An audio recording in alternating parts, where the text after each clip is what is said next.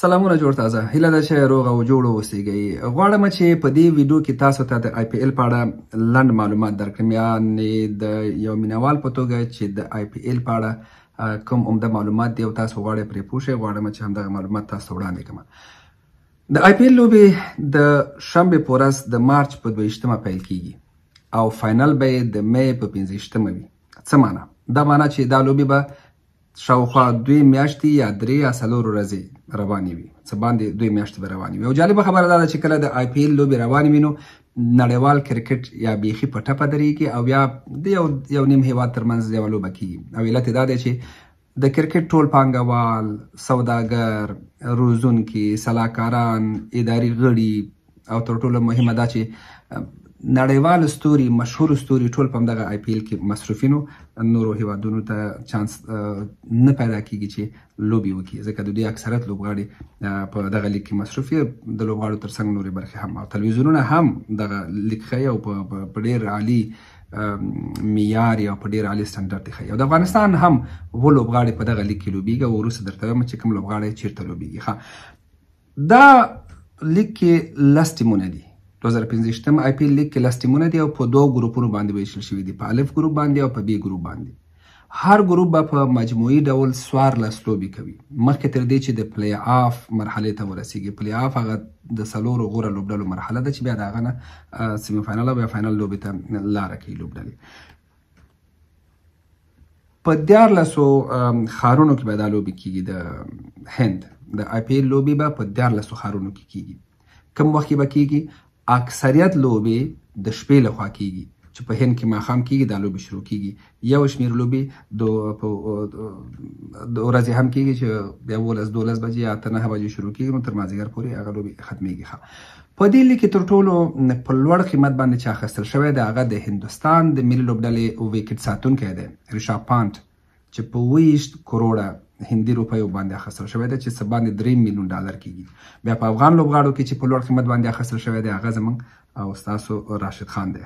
په دغه لیګ کې یو غټ تغییر چې راغلی دی هغه دا دی چې د بالرانو ته اجازه ورکړل شوې ده او په عمومي ډول لوبغاړو ته اجازه ورکړل شوې ده چې سلیوا طریقه وکاروي. دا یوه اصطلاح ده چې لوبغاړي کولی شي چې بال پاکي په خپلو لاړو باندې، په خوله باندې دا بال پاکوي. او د دې علت دا دی چې تیز توپ اچونکي وایي چې کله بال پاکیږي او یو اړخ وځلیږي نو هغه باندې بیا ښه ریورس سوینګ کیدی شي. البته دا یوه تخنیکي مسله ده، نه غواړم په جزئیاتو پرې وغږېږم. خو د کرکټ نړیوالې شورا کله چې د کورونا وایروس څپه په دنیا باندې خپره شوه نو دا ډول مسایل یې بند کړي وو. نو سږ کال په IPL کې به دا مسله نه وي، بالرانو ته او لوبغاړو ته اجازه ورکول کیږي چې د دې میتود نه استفاده وکړي. دا لوبې په دنیا کې تقریبا په اکثریت سپورټي چینلونو باندې ښودل کیږي. مهمه زموږ لپاره پکې څه شی ده؟ مهمه دا ده چې زموږ 9 افغان لوبغاړي په دغه لیګ کې لوبېږي. د افغان کرکټ مینوالو لپاره مهمه خبره به شاید همدا وي چې دوی به د خپلو مینوالو، د خپلو لوبغاړو اتلانو په خاطر به هم د IPL لوبې ګوري. کم افغان لوبغاړي په کم ټیم کې لوبېږي؟ راشد خان او کریم جنت د ګجرات په ټیم کې لوبېږي. راشد خان له 100 کالو راهیسې د ګجرات په لوبډلې کې لوبېږي او کریم جنت په لومړي ځل IPL ته لاره وکړه او ګجرات ته لاړو او د راشد خان لوبډلې سره یوځای شو. زما هیله دا ده چې کریم جنت ته پوره چانس ورکړل شي چې خپل ځان ښه ثابت کړي او هماغسې چې استعداد لري استعداد وښایي او نور هم ښه وغوړېږي چې په IPL کې خپل ځای پوخ کړي او هغه تجربې چې دلته یې زده کړي بیرته افغانستان ته او د افغانستان کرکټ ته انتقال کړي. البته په ګجرات کې عظمت عمرزی هم و، د آلراونډر په توګه لوبېده، خو هغه اوس په بل ټیم کې لوبېږي. زه یې درته بیا وروسته وایم چې کوم ټیم کې لوبېږي. کریم جنت به د هغه په ځای لوبېږي. رحمان الله ګربز په خپل پخواني ټیم سره دی، پخوانۍ لوبډلې سره دی چې د شاهرخ خان لوبډله ده، د کلکتې لوبډله ده او د دوی ټیم اتل ټیم دی. تیر سیزن یې ګټلی دی او دوی به سږ کال کوشش کوي چې دغه خپله اتلولي وساتي. نو ګربز په خپل ټیم کې دی. نور احمد لکنوال چې په ګجرات کې و هغه راغلی دی چینی سوپر کینګز ته لاړو، نو هغه به هم په بل ټیم کې لوبېږي. زما هیله دا ده چې دا ټول وځلیږي او د افغان کرکټ مینوالو لپاره د خوښۍ وړ وګرځېږي.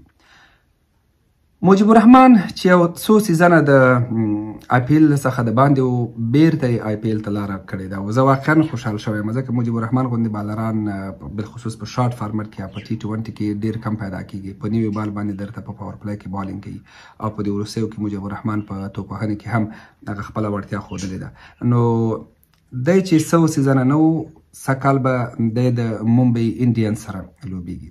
د دې قصه داسې وه چې ممبئی انډینز علام محمد غضنفر غوره کړی و بل افغان لوبغاړی خو هغه په ملا کې د زیمبابوې سره چې د افغانستان لوبې وي په زیمبابوې کې هغه ژوبل شوی و. د افغانستان کرکټ بورډ وایي چې د هغه په ملا کې مشکل پیدا شوی و. نو بیا ممبئی انډینز د هغه په ځای د مجيب الرحمن سره قرارداد وکړ. اوس مجيب الرحمن په ممبئی انډینز کې به لوبیږي او خدای دې وکړي چې علام محمد غضنفر هم جوړ شي او مجيب الرحمن هم جوړ شي او نورو سیزنونو کې زموږ لسګونه افغان لوبغاړي په دغه لیګ کې ولوبیږي. البته علام محمد غضنفر هم په دغه لیګ هند ته تللی دی د خپل لوبډلې سره به وي چې د دې ترڅنګ چې دی به هلته له لوبډلې سره وي په تمرینونو کې به برخه اخلي له روزونکو مشاورینو سره به ناسته ولاړه کوي هغه صحي مراقبت به یې هم خپله لوبډله کوي.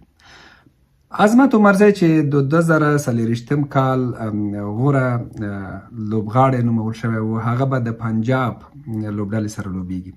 د ګجرات په ټیم کې و خو په دې سیزن کې به د پنجاب سره لوبیږي او پنجاب ټیم چې دی هغه د هند مشهورې سینمایي ستوري پریټي زنتا ټیم دی او په دې ټیم کې مجيب الرحمن مخکې لوبېدلی و او تر یوې اندازې پورې پریټي زنتا ته د پښتو سلام علیکم وعلیکم څنګه یې ښې ده دی هم ور زده کړي و. نو اوس به عمرزی ورځي نو هیله دا ده چې د ښې لوبې ترڅنګ پریټي زنتا ته هغه د پښتو درسونه هم روان وساتي او پښتو زده کړه هم روانه وساتي ورته. فضل الله فاروقي چې په تیر سیزن کې د سنرایزر حیدرآباد لوبډلې سره هم و او هغې لوبډلې لپاره یې لوبه کړې وه. په 2015 کال کې یا په دغه سیزن کې به د راجستان رایل سره لوبیږي. هیله ده چې ښه وځلېږي. نو په عمومي ډول زموږ 7 لوبغاړي لوبیږي په دغه لیګ کې چې 6 لوبغاړي په 6 ټیمونو کې دي او 2 لوبغاړي کریم جنت او راشد خان په یو ټیم کې لوبیږي. نو زما هیله دا ده چې افغان لوبغاړي ښه وځلېږي او دوی بیا هم ثابته کړي چې د نړۍ لیګونه په افغانانو ښکلي دي په افغانانو ښایسته دي او که افغانان نه وي نو دا لیګونه بدرنګ وي. زما هیله دا ده چې په نورو لیګونو کې تر ډېر افغانان لاړ شي او ولوبیږي. په نورو سیزنونو کې د آی پی ایل البته یادومه.